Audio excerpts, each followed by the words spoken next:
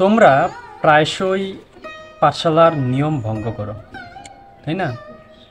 প্রায়শই তোমরা এমন এমন কাজ করো যার জন্য তোমাদেরকে শাস্তি দেওয়া আবশ্যক হয়ে পড়ে। সবাই এদিকে তাকাও, কি হয়ে পড়ে? শাস্তি দেওয়া আবশ্যক হয়ে পড়ে। এই যে শাস্তি প্রদান করা, তার উদ্দেশ্য কি তোমাদেরকে কষ্ট দেওয়া? তার উদ্দেশ্য কি তোমরা যাতে ব্যথা পাও, তোমরা যাতে যন্ত্রণা উপভোগ করো এবং তোমাদেরকে যন্ত্রণা দিয়ে পৈশাচিক আনন্দ ভোগ করাটা কি উদ্দেশ্য? সেটা কখনোই না। শাস্তি প্রদান করার সবথেকে বড় উদ্দেশ্য হচ্ছে তোমরা যাতে একই ভুলটা পরবর্তীবার আর না করো। বুঝতে পারছো? একই ভুলটা পরবর্তীবারে আর না করো। কিন্তু শাস্তি দেবার পরেও যদি তোমরা একই ভুল বারবার করো, তখন শাস্তির মাত্রাটা বাড়াতে হয়। তোমাদেরকে শাস্তি দিয়ে কি আমি আনন্দ ভোগ করি? ভোগ করি না। আমি কি কষ্ট পাই? কষ্ট পাই না? কষ্ট পাই। তার মানে কি?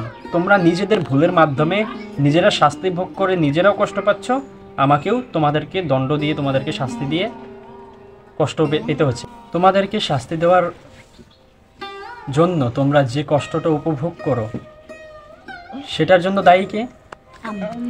এবং তোমাদেরকে শাস্তি দিয়ে, তোমাদের কষ্ট দেখে, তোমাদের ব্যথা দেখে, তোমাদের যন্ত্রণা দেখে আমি যে কষ্টটা পাচ্ছি, সেটার জন্য দায়ী কে?